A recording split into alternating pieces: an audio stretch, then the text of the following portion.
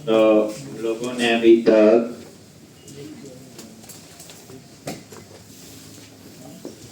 मेरे ख्याल से यूजर बनने की हो गए थे, रोल असाइन हो रहे थे, एडमिन रोल वाला यूजर और रोल भी बना रहा था। इतना काम में समझ आया, हमने उस हिसाब से बना। और जैसे रिक्वायरमेंट होती है रोल ऐड भी हो सकता है, रोल कम भी हो सकता है, कौन से रोल बना क्या कर सकता है क्या नहीं, वो तो डिपेंड करता है कैसी रिक्वायरमेंट बनती है। तरीका कुछ ऐसा ही होगा, एक और लगेगा या एक करना होगा। ठीक, अब हम लोग आगे चल, अब यूजर बन गए, यूजर को रोल असाइन हो गए, प्रोडक्ट बन गया, प्रोडक्ट डिस्प्ले भी हो गया, जितना काम। चलो अब असली बात यह है कि कौन सा काम कौन कर सकता है कौन नहीं कर सकता है, नहीं कर सकता है भी याद रखिए। कई बार हम बोलते हैं ये वाला काम मैं कर सकता हूं, लेकिन अगर वो ये नहीं बोला कि तू ये नहीं कर सकता तो अंडरस्टूड है वो भी कर सकता है। तो जैसे मैरिज का कार्ड आया होता, बुलाया होता है कई बार, तो उसमें ना लिखा हो कि इनको नहीं लेके आना, तो पूरा गांव लेके चले जाओ, इसमें क्या बस भर के ले जाओ, ना थोड़ी नहीं बुलाना है। ये तो चलो हम नहीं लेके जाते अलग चीज है। तो कहने का मतलब वही है, ऑथराइजेशन का फंडा बता रहा हूं क्या है। अगर आपने बोल दिया कि इस रोल वाला यूजर ये काम कर सकता है, लेकिन ये भी बताना पड़ेगा कौन नहीं कर सकता। अगर आप ये बताना भूल गए कौन नहीं कर सकता, तो वो भी उसे अलाउ ही है। इसलिए इस चीज का मतलब कहने का यह ध्यान रखने वाली जरूरत, यानी पॉजिटिव और नेगेटिव दोनों। अब हम सबसे पहले तो ये चाहते हैं कि बिना लॉगिन, जैसे कोई लॉगिन नहीं किया हो मैंने, ये देखो कैटेगरी वाला पेज ओपन हो रहा है, कोई भी इसमें ऐड कर सकता, अपडेट कर सकता, डिलीट कर सकता है। ऐसे ही कवर टाइप, ऐसे ही प्रोडक्ट, ऐसे ही कोई आया कंपनी बना रहा है, कोई आया यूजर बना रहा है डिलीट कर रहा है, कोई कंट्रोल नहीं इसके ऊपर हमारा। तो अब हम चाहते हैं कि कौन यूजर क्या काम कर सकता है और क्या काम नहीं।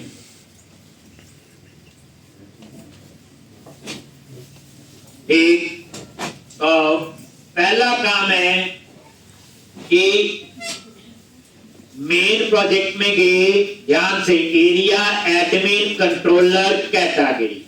मैं चाहता हूं कैटेगरी कंट्रोलर बिना लॉगिन एक्सेस नहीं होना चाहिए।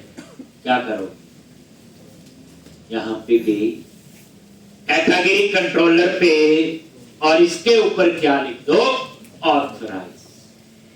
बस अब इस कैटेगरी कंट्रोलर को बिना लॉगिन एक्सेस नहीं कर सकते, सिर्फ ये टर्म लिखनी है, ऑथराइज।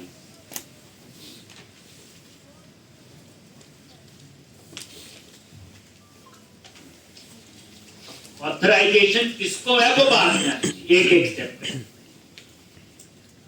जैसे देखो रन करता हूं, कैटेगरी वाला कंट्रोलर वो ही एक्सेस कर सकता है जिसने लॉगिन किया होगा। अब किसने किया कि ये कुछ नहीं बताया, देखते हैं, चेक करते हैं एक बार।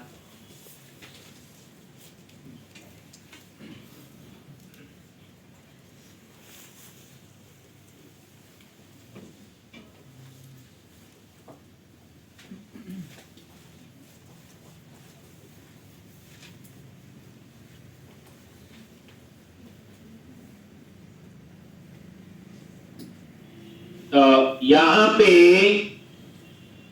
कैटेगरी देखो बिना लॉगिन एक्सेस नहीं हुआ,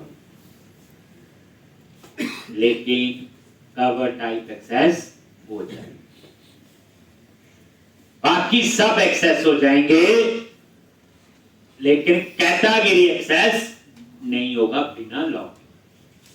देखा, अगर आप लॉगिन कर लेते हो लॉगिन पे क्लिक किया, किसी भी यूजर से लॉगिन होना चाहिए।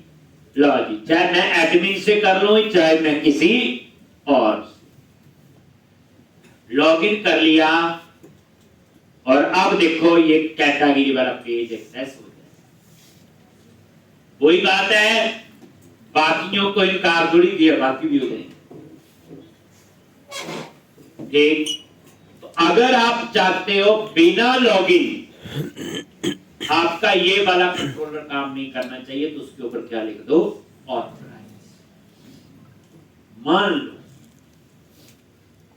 आपकी रिक्वायरमेंट इसके अंदर ये है कि जो इंडेक्स सेक्शन है इसे अनोनिमस यूजर एक्सेस कर सकता है। अनोनिमस कौन होते हैं? कोई भी, जैसे हम गूगल में नहीं सर्फिंग करते हैं, बंद कर देते हैं, दैट इज अनोनिमस यूजर, बिना लॉगिन। तो ये जो ऑथराइज है सब पे अप्लाई हो गया, नीचे जितने एक्शन है। अगर मैंने इंडेक्स पे लिख दिया यहां पे अलाउ अनोनिमस, इसका मतलब ये हुआ कि ये बिना लॉगिन एक्सेस हो सकता है इंडेक्स। ठीक, यानी इंडेक्स जो है बिना लॉगिन एक्सेस हो सकता है।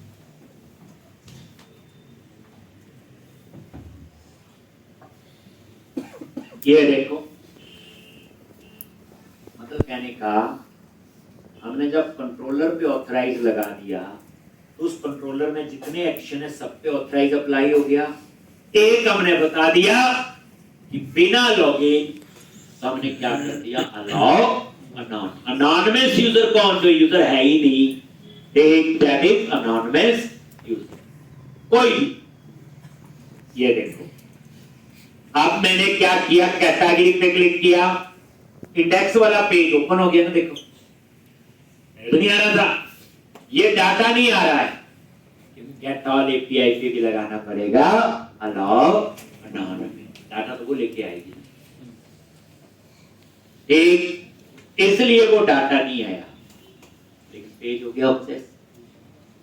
कई बार आपकी रिक्वायरमेंट ये हो कि कंट्रोलर में 100 एक्शन है, 100 में से 5 एक्शन को अनोनिमस यूजर एक्सेस कर सकता है, तो 5 पे लिख दो अलाउ अनोनिमस और 1 पे लिख दो ऑथर। क्या लिख दो? 1 पे ऑथर। ठीक,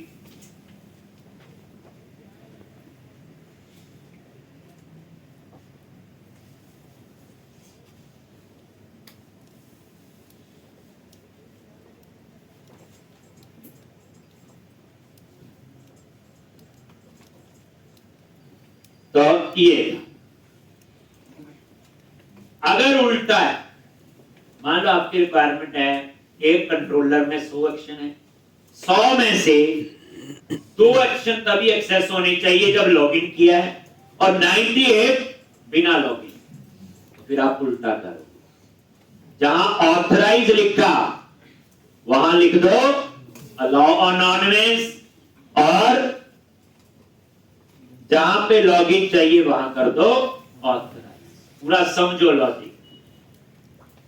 आपको लगता है कि कंट्रोलर है, इसमें 100 एक्शन है, 100 में से 2 एक्शन ऐसे हैं जिन्हें बिना लॉगिन एक्सेस नहीं होना चाहिए, उन 2 पे लिख दो ऑथराइज, और उस पे अलाउ अनोनिमस नहीं लिखोगे तो बाय डिफॉल्ट अलाउ अनोनिमस ही होता ही पहले देखा ही है। एक समझा दिया, पर अभी मेरी रिक्वायरमेंट सिर्फ इतनी है, क्या यहां ऑथराइज लगा। अब इसमें अब क्या करो, कवर टाइप कंट्रोलर पे आ जाओ और यहां पे भी ऑथराइज।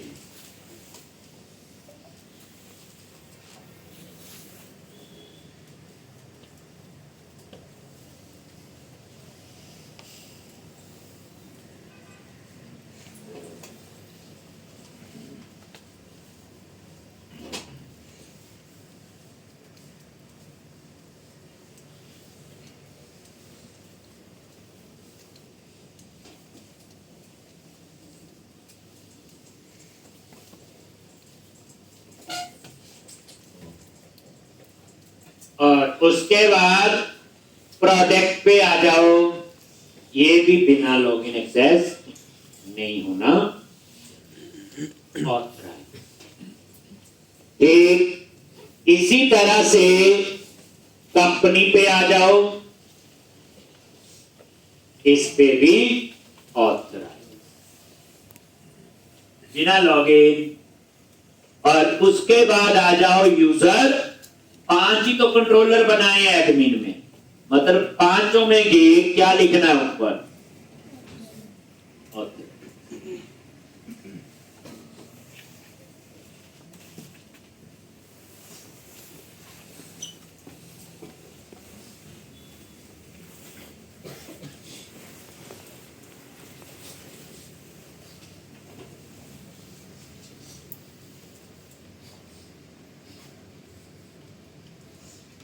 अब आप इसको रन करो।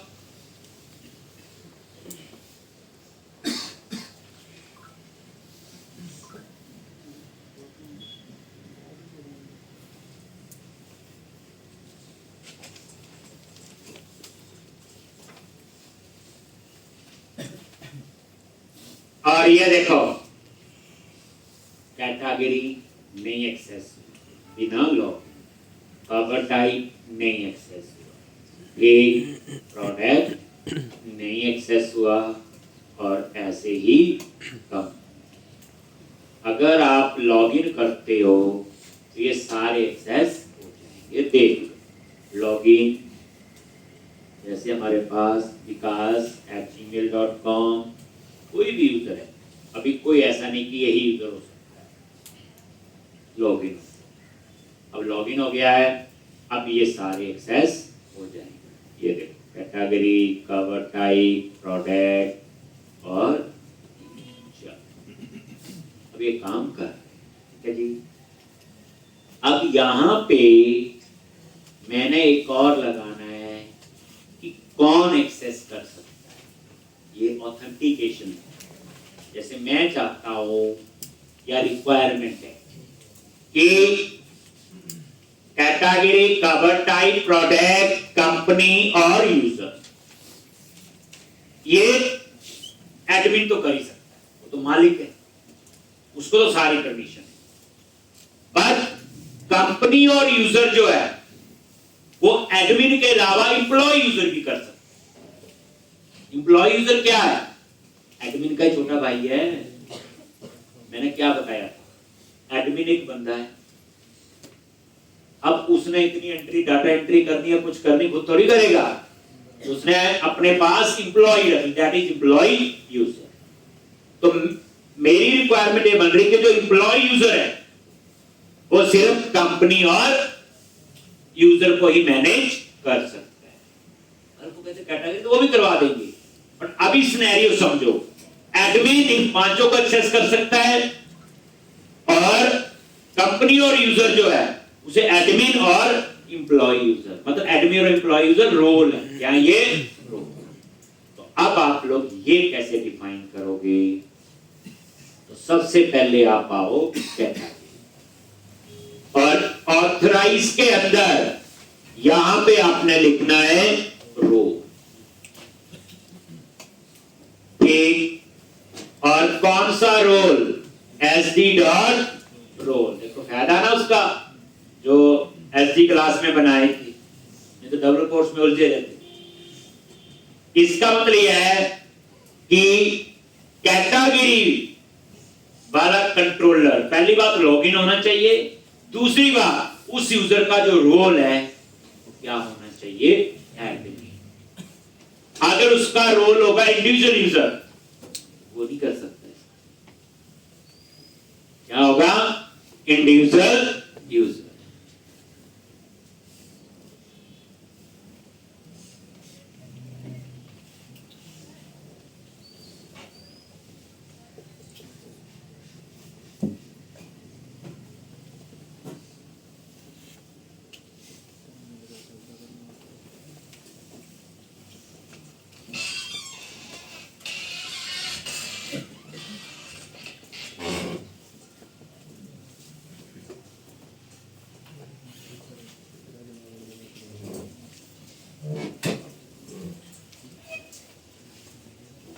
इसी तरह से कवर टाइप पे आ जाओ और यहां पे ऑथराइज के अंदर क्या लिख दो, role SD dot role act. बात समझ आ रही है? बिल्कुल समझ गई। अब तीसरा आ जाओ आप प्रोडक्ट कंट्रोलर पे। तो यहां पे role SD dot role act.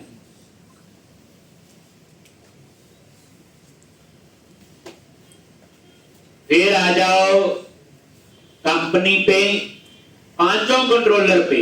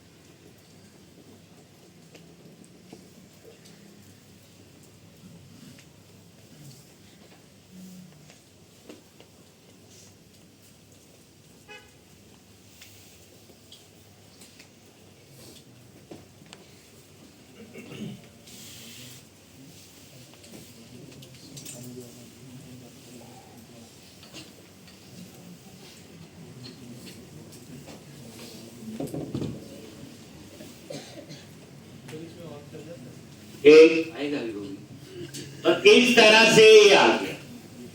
अब हमारी रिक्वायरमेंट है जो कंपनी और यूजर, एक इसको जो है एम्प्लॉय यूजर भी एक्सेस कर सकता है। जैसे कंपनी पे गए तो यहां पे plus comma plus SD dot role employ.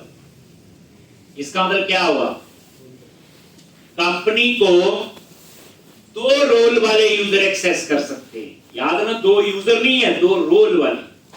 अब एडमिन रोल वाले मान लो एक यूजर है, एम्प्लॉय रोल वाले 10 यूजर है, तो टोटल 11 यूजर इसको एक्सेस कर सकते हैं।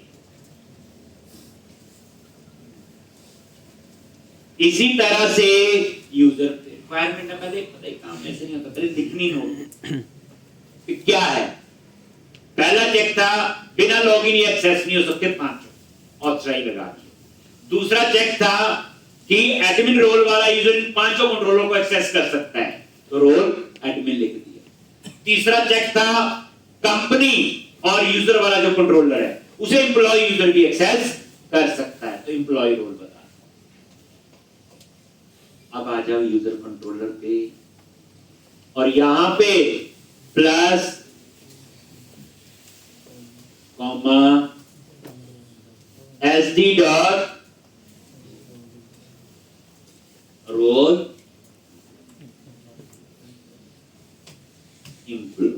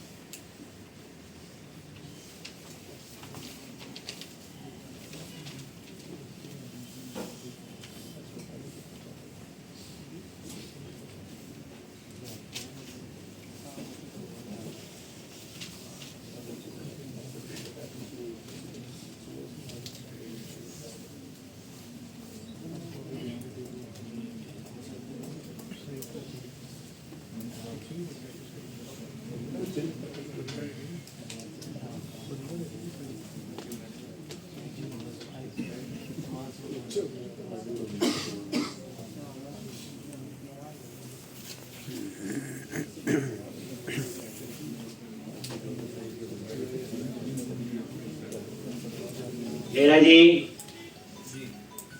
तो इस तरह से अब आप रन टेस्ट करो। अब 2 रोल है, 3 है, डिपेंड करता क्या रिक्वायरमेंट आगे इस प्रोजेक्ट पे बन। और याद रखो, जो आइडेंटिटी फ्रेमवर्क में जो चीजें करवाई, इसका कोई लेना देना नहीं है कि ई कॉमर्स की एप्लीकेशन है तो कॉम्बिनेशन तो कहीं नहीं लिखा, रोल ही और यूजर, बस 2 ही चीजें इसके अंदर। एक और अब देखो कितने हिस्से, और ये बिल्कुल टेस्टेड है, कोई इसमें ब्रेक नहीं होगा। मतलब कहने का प्रोजेक्ट लाइफ में यूज कर लोगे, कोई प्रॉब्लम। जैसे अब बिना लॉगिन तो कोई एक्सेस नहीं होगा, ये देखो, चाहे जिस मर्जी पे आप कर लो, एक कोई भी एक्सेस नहीं होगा। ठीक है जी। अब क्या करो, लॉगिन। अब लॉगिन किया, विकास मेरे ख्याल से एडमिन यूजर नहीं है ना, लॉगिन, ये इंडिविजुअल है ना, लॉगिन किया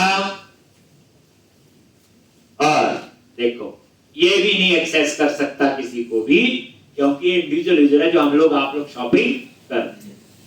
ध्यान से लॉग आउट, लॉगिन किया, कोई एम्प्लॉय यूजर याद है? देखिए एम्प्लॉय यूजर बना दिया था मैंने ना, चलो देख लेते हैं बना होगा। इस यूजर का रोल क्या होगा, एम्प्लॉय। अब जो एम्प्लॉय है कैटेगरी एक्सेस नहीं कर सकता, कवर टाइप एक्सेस नहीं कर सकता और प्रोडक्ट एक्सेस नहीं कर सकता, लेकिन ये एक्सेस कर सकता। ये देखो, ये देखो कर रहा है एक्सेस। कोड ठीक गलत नहीं होता, पहले हमें सोचना है कोड तो हिसाब से लिखा होगा, एक ऐसे काम कर रहा है तो कोड ठीक है, नहीं तो गलत हो गया। अब लॉग आउट करो, एडमिन, एडमिन सारे एक्सेस कर सकता है। ये देखो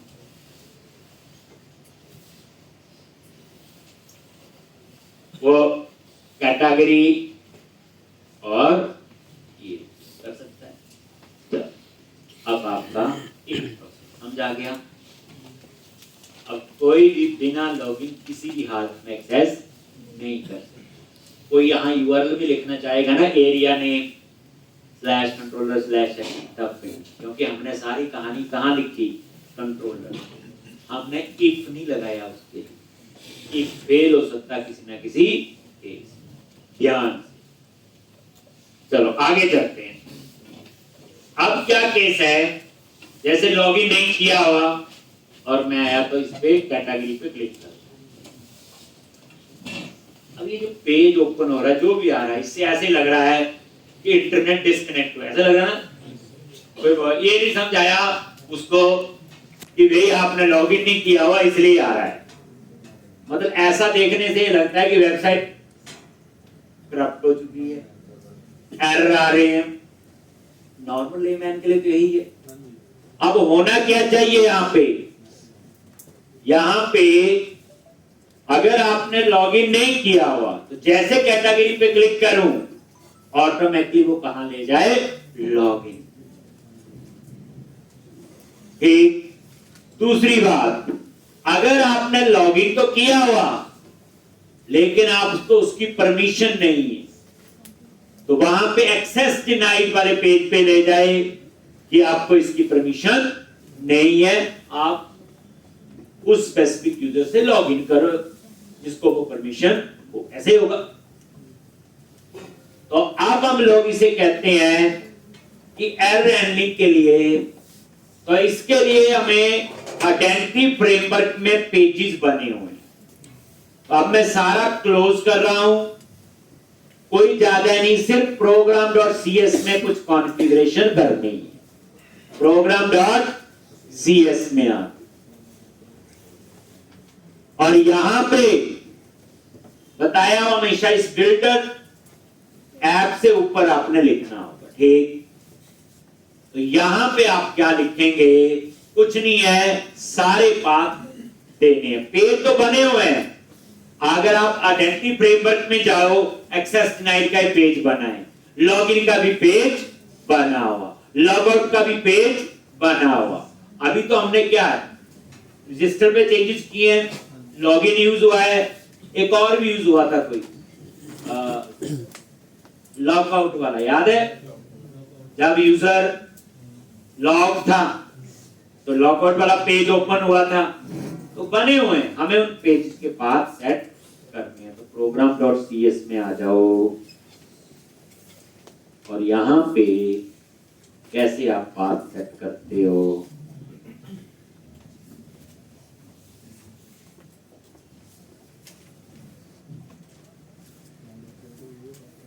builder.services.configure here, builder.services.configure options और यहाँ कॉन्फ़िगर एप्लीकेशन। इसके अंदर आपने एक login path option dot login path, यहाँ पे हम बोले options dot access denied path, तो यहाँ पे हम वो लिखेंगे ऑप्शंस और एक लॉग आउट पाथ, यहाँ पे। ठीक है जी,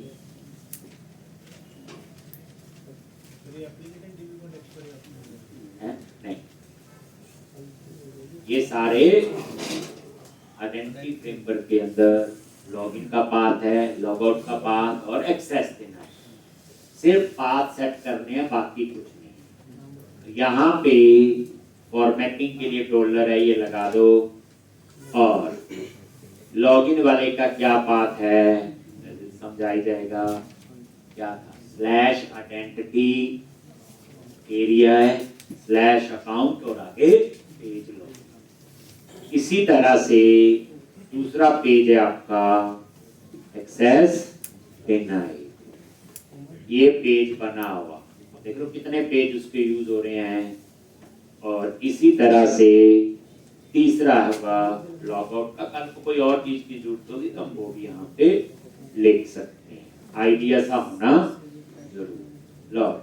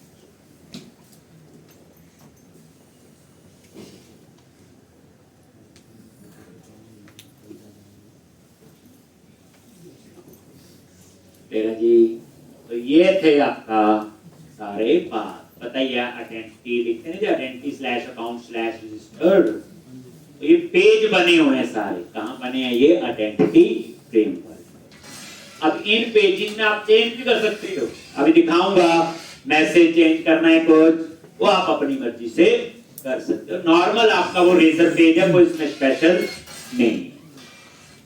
अब आप इसको रन करो,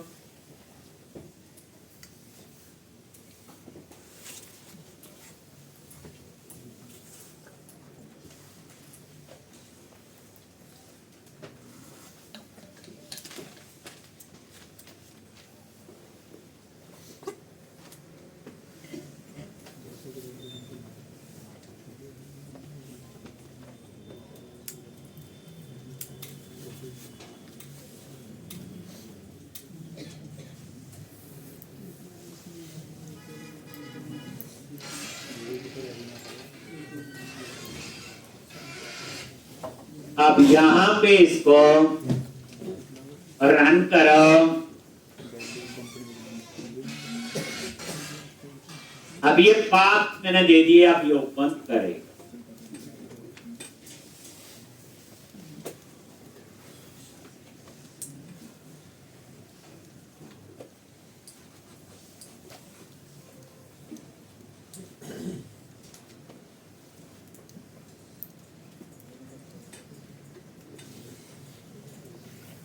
एक अब ये देखो,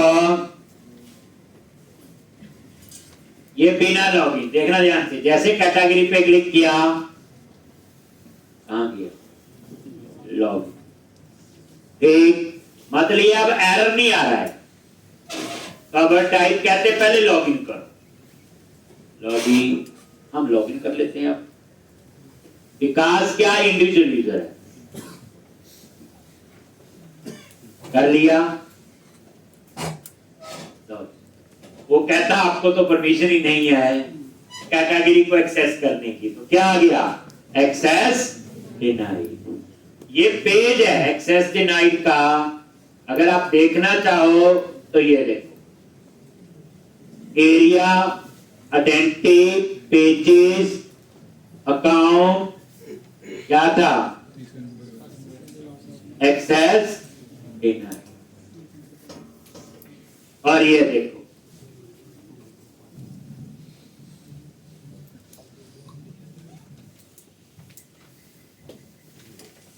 एक एक्सेस डिनाइड। अब यहां कंटेंट चेंज कर दो जो चाहिए आपको। एक तो ये एक्सेस डिनाइड वाला पेज है, ये लॉगिन वाला, ये लॉकआउट वाला जो यूज हुआ था, ये रजिस्टर हो गया। एक तो इसी तरह से ये सारे पेज और भी आगे यूज होंगे। एक कहीं में कुछ ज्यादा कुछ है ही नहीं। अब ये देखो, ये आ गया, लॉग आउट किया। अगर आप लॉगिन करते हो एम्प्लॉय यूजर से, एक काम तो कर रहा था पहले, लॉगिन किया, और ये देखो, ये कैटेगरी को एक्सेस नहीं कर सकता, एक्सेस डिनाइड, कवर टाइप भी और प्रोडक्ट भी, ठीक, लेकिन कंपनी वाला तो एक्सेस, ठीक, और ऐसे ही यूजर, ठीक। अगर आप एडमिन से लॉगिन करो तो सारे एक्सेस हो सकते हैं। तो किया क्या, सिर्फ ये है कि अब ऐसे नहीं लगेगा कि कुछ गलत हुआ है, पढ़ के बजाय एक्सेस डिनाइड, ठीक, तो पता लग जाएगा इस यूजर को इसकी परमिशन नहीं है। लॉग आउट कर दिया, बिना लॉगिन अगर वो कुछ काम कर रहा है तो पता लग जाएगा कि पहले लॉगिन कर। जैसे आप लोग कई बार कई एप्लीकेशन में लॉगिन करके कोई चीज ढूंढ लेते हैं, उस पेज को आप पेपर में ऐड कर लेते हैं, उस समय तो आपने लॉगिन किया होता है, कुछ दिनों बाद उसी पेज को दोबारा ओपन करते यूआरएल में नहीं ओपन होता, कहता है लॉगिन करो, ये वही चीज है। एक चलो अब हम आगे बढ़ते हैं। अब हम चाहते हैं ये मेन्यू जो है ये नजरी ना आए। अगर इंडिविजुअल यूजर है तो सिर्फ होम और प्राइवेसी नजर आए। अगर एडमिन रोल वाला यूजर है तो कंटेंट मैनेजमेंट भी नजर आए और ये भी नजर आए। अगर एम्प्लॉय यूजर है तो सिर्फ ये नजर आए और कंटेंट मैनेजमेंट नजर ना आए। कहानी खत्म, क्लिक ही ना कर। जब नजर ही नहीं आएगा फिर आप बोलोगे इतना काम जाम क्यों किया, मेन्यू बंद कर देते। लेकिन कुछ लोग आपकी तरह एक्सपर्ट हो सकते हैं, वो सीधा यूआरएल में लिख दें slash area name slash controller name slash action, खुल जाएगा। लेकिन आप तो एक्सपर्ट हो, आपने सीधा कंट्रोलर में ही क्या लगा दिया।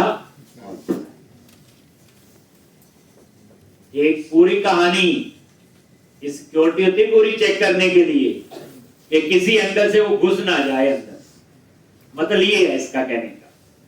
तो अब ये मेन्यूज को हटा देंगे तो कई लोग क्या करते हैं, इनपुट का लॉजिक लगा के मेन्यू नहीं उठा देते, कहानी खत्म, वो नहीं होगा।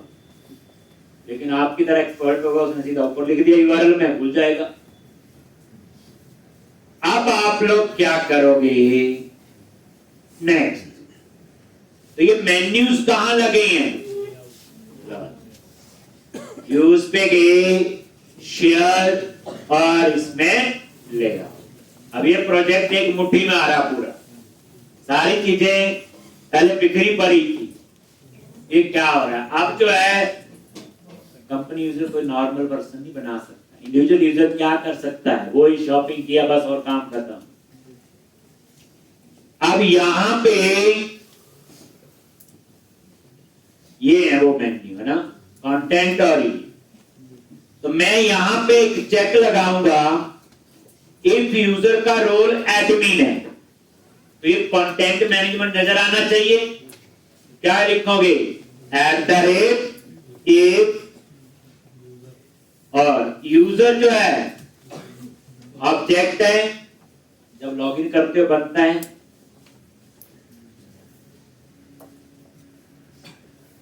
User dot is in role और SD डॉट नहीं आया में SD, तो ऊपर क्या करना, उसका नेम स्पेस ऐड कर दो। तो HTML में पता ही है क्या लिखोगे, @ यूजिंग ecom डॉट यूटिलिटी।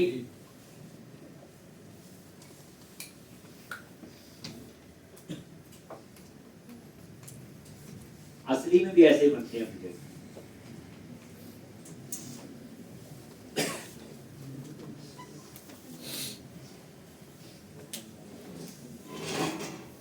इस प्रोजेक्ट से पहले वाला कोड है और इसके प्रोजेक्ट के बाद वाला कोड तो आसान है, सब कुछ इस प्रोजेक्ट में ही हमारा लेवल इंप्रूव हो जाएगा। और जिस बच्चे ने 2-3 बार बना लिया प्रोजेक्ट,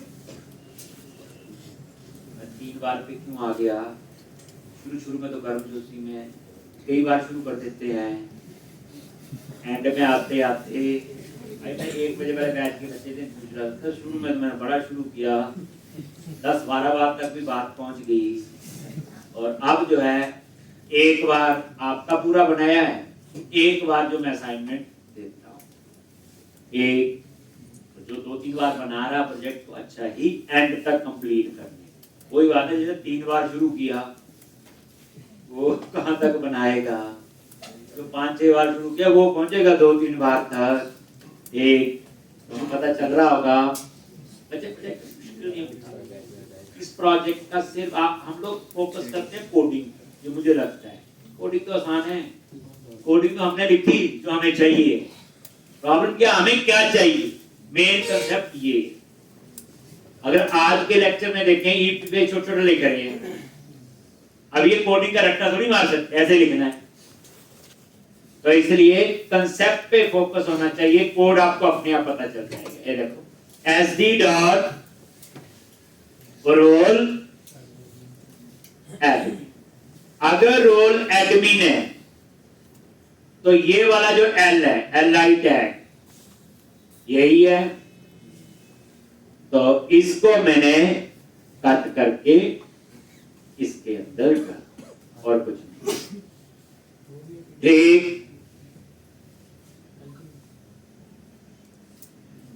पहले सोचा ना ये मेन्यू कब आना चाहिए, तो मैंने बोला जिस यूजर का रोल एडमिन है तो ये वाला मेन्यू आना चाहिए, कोई जो हमने जैसे ऑथराइजेशन दी है।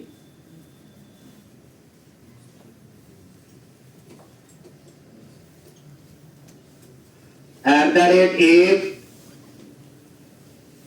User dot is in role, अगर इसका रोल क्या है, एडमिन और दोनों में से कोई भी हो ना, और का ये होगा, dot is in role SD dot क्या आएगा, रोल एम्प्लॉय।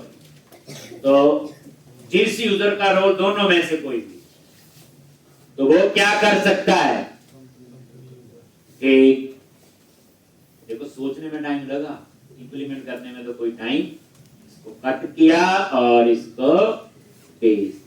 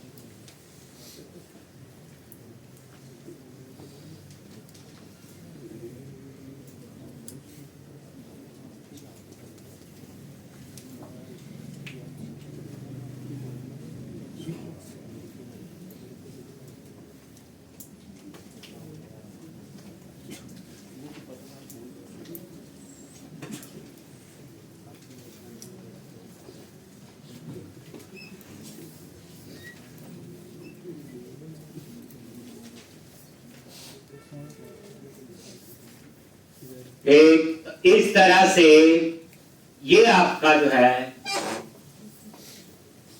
अब आपको मेन्यू नजर ही नहीं है जी। तो अब ये एक फ्लो आपका, यानी अब आपका प्रोजेक्ट पूरा कैप्चर हो गया। अब आपको पता चल गया आइडेंटिटी फ्रेमवर्क यूजर रोल कैसे काम करे। अब उसके बाद आपकी कहानी शुरू होगी शॉपिंग।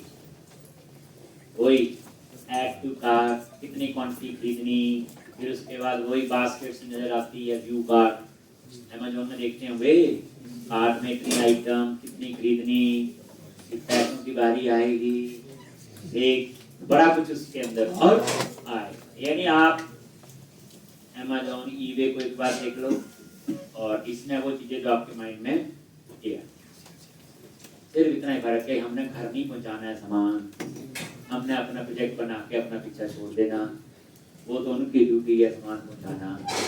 एक तो इसलिए डेवलपर की ये थोड़ी है कि सामान पहुंचाएगा, ज़रा कोटिंग कर ले, शीशा समझा जाए, वो ही बहुत है। प्रोजेक्ट को इंटरेस्ट से बनाओ, बड़ा मजा आता है इसमें, मन करता है कुछ और उसमें हम ऐड ऑन करें। तभी प्रोजेक्ट कई बार क्या होता है, बड़ा टफ सा कोई आइडिया ले लो, बनाते रहो, तो उस आइडिया का ना खुद नॉलेज है ना सामने वाले को बनाई आओ, तो बन ही नहीं पाती। ये लो जी, देखो कुछ नहीं आ रहा है। एक, अगर आप लॉगिन करते हो इंडिविजुअल यूजर, जैसे हम लोग शॉपिंग करते हैं, विकास अभी तो ये बच्चे ईमेल भी डमी है, असली ईमेल डालने पड़ेंगे, ईमेल वेरीफाई होगा, तो वेरीफाई तभी होगा जो असली ईमेल होगा। ये तो ऐसे रख दिया कुछ भी। ये देखो हो गया। अब ये मेन्यू नहीं है, अब ये क्या कर सकता होगा, डिटेल देख सकता है, आगे शॉपिंग वाली काम कर सकता है। लॉग अब आप लॉगिन करो एडमिन से, ठीक, ये आगे दोनों मेन्यू और ये सारे काम भी करें। लो अब आ जाओ किस पे, एम्प्लॉय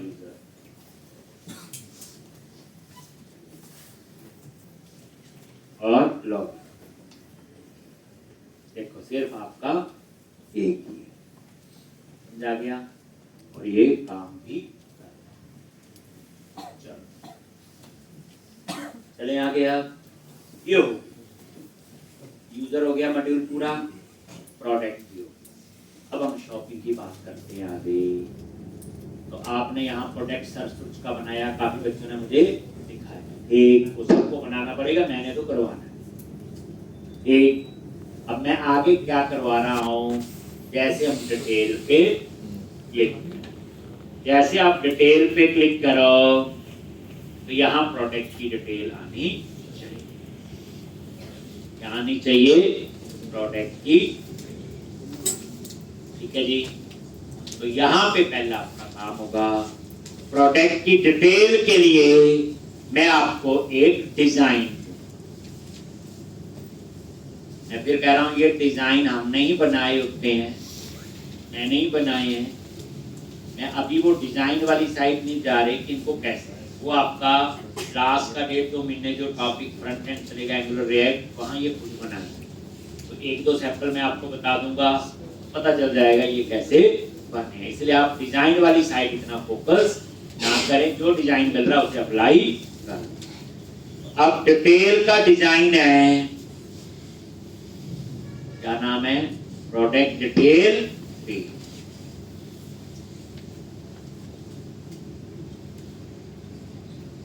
तो ये मैंने बनाया हुआ,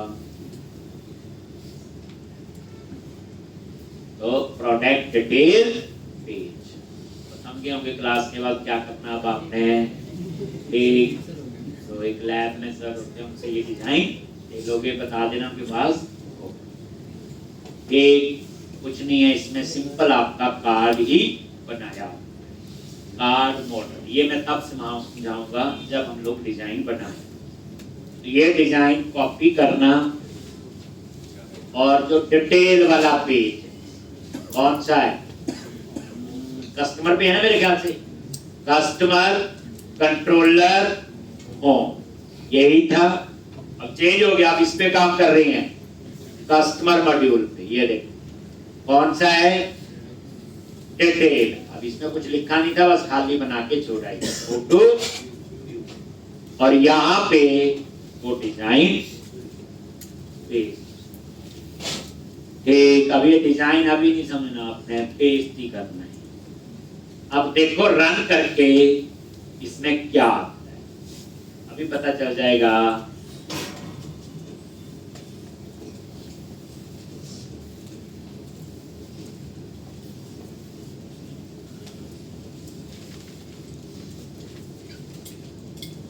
ये देखो, किसी भी डिटेल पे क्लिक किया ऐसे आएगा, यहां टाइटल आएगा, अभी आ नहीं रहा है, ये बाय ऑथर, यहां ऑथर का नेम आएगा, यहां पे कवर टाइप आएगा, यहां पे कैटेगरी आएगा, यहां पे ISBN, प्राइस, इमेज, डिस्क्रिप्शन, और ये प्रोडक्ट का प्राइस होगा कौन कौन सा है।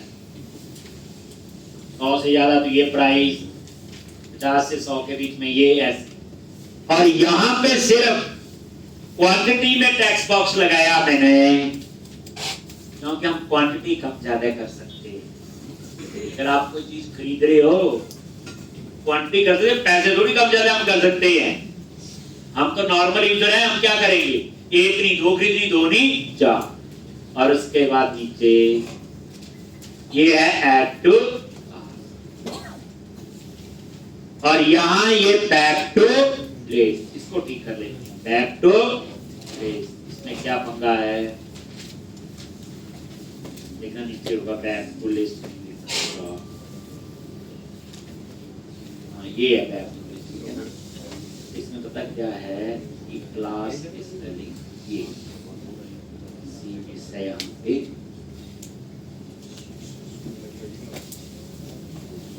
लो अब ये बटन आपका लगता आना चाहिए। और इसके क्लिक में कहां जाना है, इसी के होम पेज। तो क्या लिखोगे, इसी के अंदर ASP-एक्शन। अब MVC चल पड़ा, और क्या नेम है,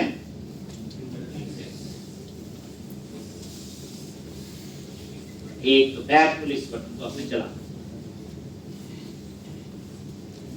ये देखो रिफ्रेश किया और बैक टू डिटेल और बैक टू, ठीक है जी। तो ये आप लोग ASP-एक्शन, आप बोलो एरिया का नाम नहीं दिया, कंट्रोलर का, तो याद रखना जिस कंट्रोलर में बैठे हो उसी पे जा रहे हैं, तो देने की जरूरत नहीं होती। अगर दूसरे कंट्रोलर का नाम है तो कंट्रोलर का नाम देना है, अगर वो कंट्रोलर किसी और एरिया में तो फिर एरिया का नाम भी।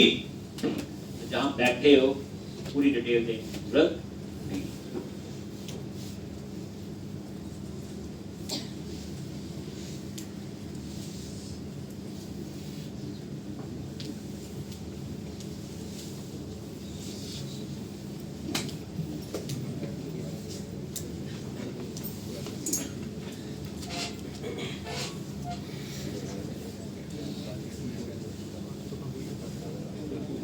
देख लिया जी।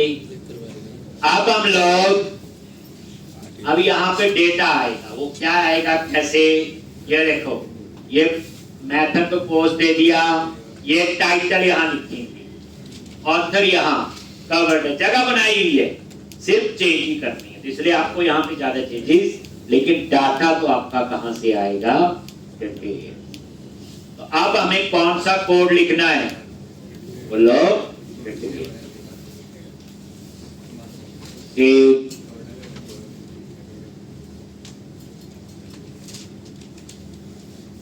तो सिंपल फाइंड का ही कोड होगा, फाइंड का आएगा ना, डिटेल ही देखनी है और क्या है इसमें।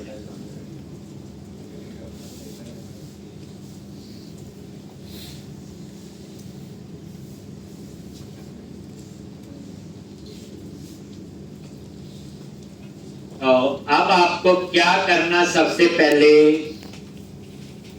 तो अब हमने 3 मॉडल मैंने और बनाए। एक, क्योंकि अब बारी आ गई add to cart, add to basket. पहले समझो,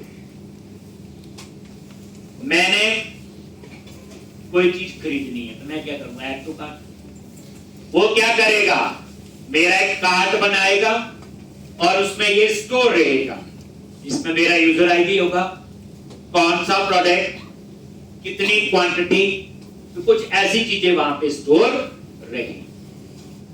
ऐड टू कार्ट की, तो उसके लिए हमें एक अलग से टेबल बनाना पड़ेगा, शॉपिंग कार्ट। उसमें क्या होगा, एक तो शॉपिंग कार्ट आईडी होगा, प्राइमरी की अपनी वो तो होगा ही, एक उसमें होगा यूजर आईडी, किसका कार्ट बन रहा है, जिसने लॉगिन किया होगा। तीसरा होगा प्रोडक्ट आईडी,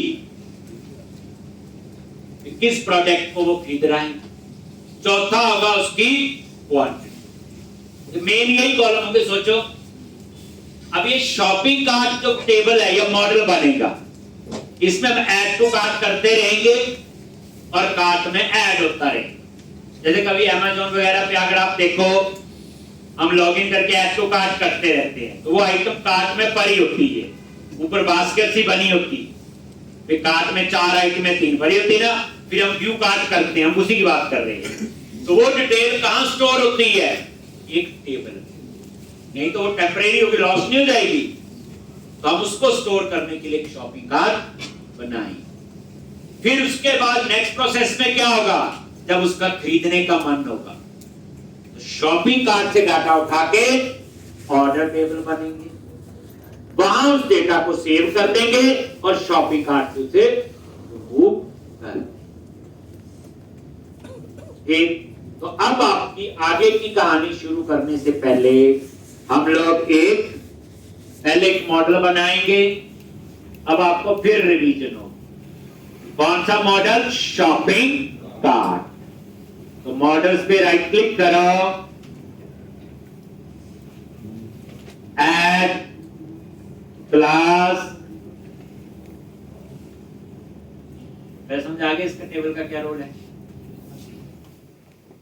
देखो, प्रोडक्ट में तो प्रोडक्ट है, यूजर में तो यूजर है, शॉपिंग कार्ट ये मेंटेन करेगा कि किस यूजर ने कौन सा प्रोडक्ट खरीदना, भी खरीदा नहीं, भाई इतनी बात है। जब वो खरीदेगा तो शॉपिंग कार्ट से डाटा उठा के ऑर्डर टेबल बनेंगे, आगे उनमें डाल देंगे और शॉपिंग कार्ट से उसे रिमूव कर देंगे। नहीं तो आज जाके अमेज़न पे देखना कैसे होता है। तो यहां पे शॉपिंग कार्ट, पब्लिक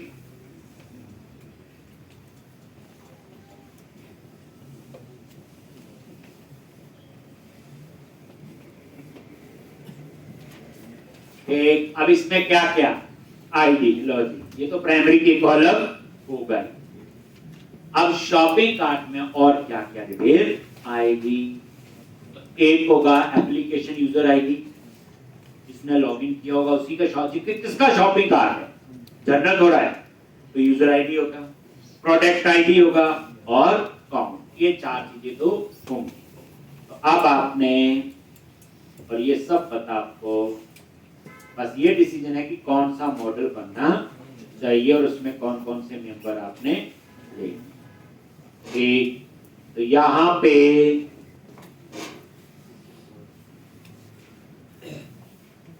ये लो, देखो फॉरेन की एप्लीकेशन यूजर आईडी किसके साथ, एप्लीकेशन यूजर के साथ। प्रोडक्ट आईडी फॉरेन की किसके साथ, प्रोडक्ट के साथ। दो फॉरेन की बन गई। काउंट कितनी, क्वांटिटी।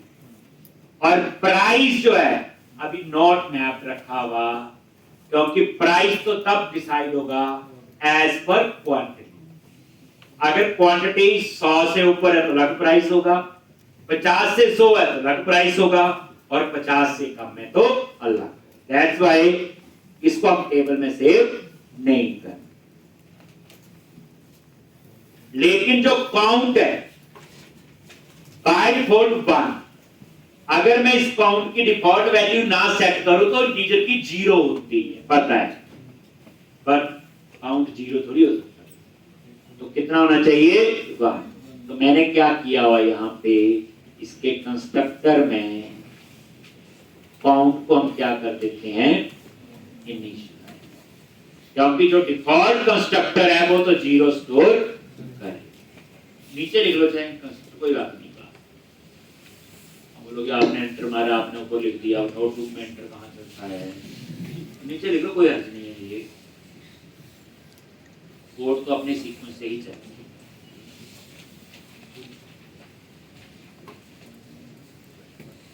तो कितने टेबल, शॉपिंग कार्ट होगा, एप्लीकेशन यूजर वो ASP.NET यूजर होगा, जब ASP.NET यूजर हुआ तो ASP.NET रोल भी होगा, ASP.NET रो यूजर रोल भी।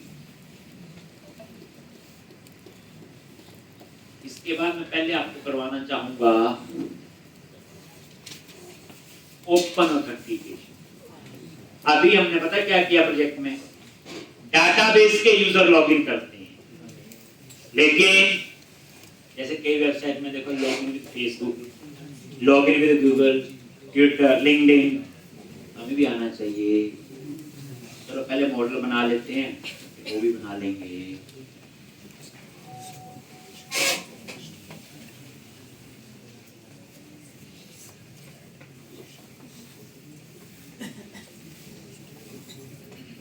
दो फॉर्म की बन गई इसमें, फॉर्म लिख लो, मिस नहीं करने। देखो मॉडल में क्या चीज लेनी है, देखो शॉपिंग कार्ट थोड़ी देर टेक्निकली छोड़ो, शॉपिंग कार्ट किसका है, जिसने लॉगिन किया होगा, यूजर आईडी आना चाहिए। फॉर्म की बन गई, कौन सा प्रोडक्ट खरीदना है, प्रोडक्ट टेबल से आएगा, प्रोडक्ट आईडी फॉर्म की बना दी। कितना काउंट बता दिया, बाय डिफॉल्ट 1 सेट कर दिया।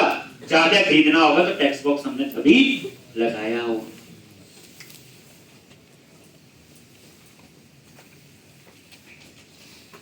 तो एक शॉपिंग कार्ट,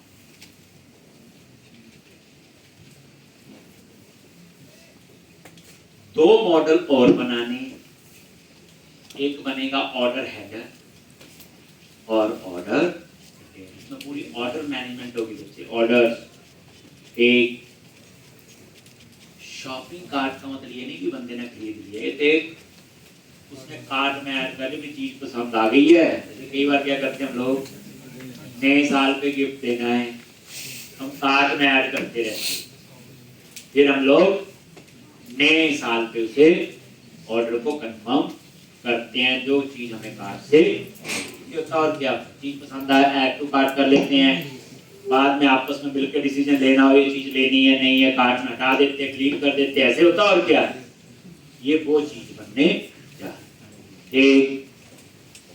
तो ये था आपका शॉपिंग कार्ट।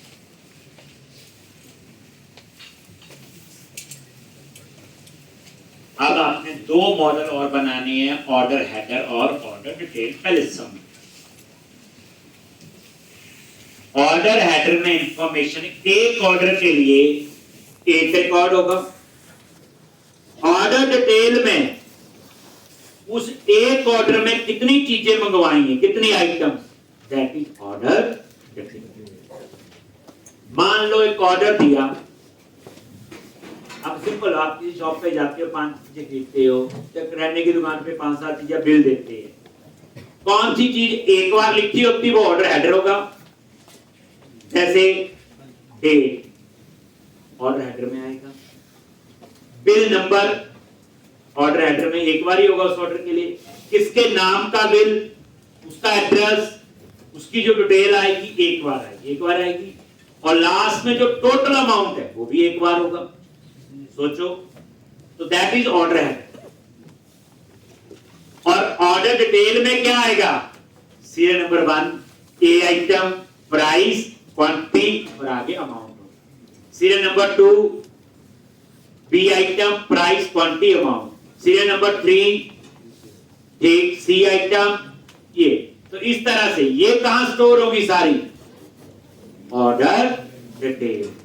अगर आप ये दो टेबल नहीं बनाते, काम तब भी हो जाएगा, लेकिन वो डाटाबेस नॉर्मलाइज नहीं होगा। नॉर्मलाइजेशन कहते हैं डुप्लीकेसी हो जाएगी।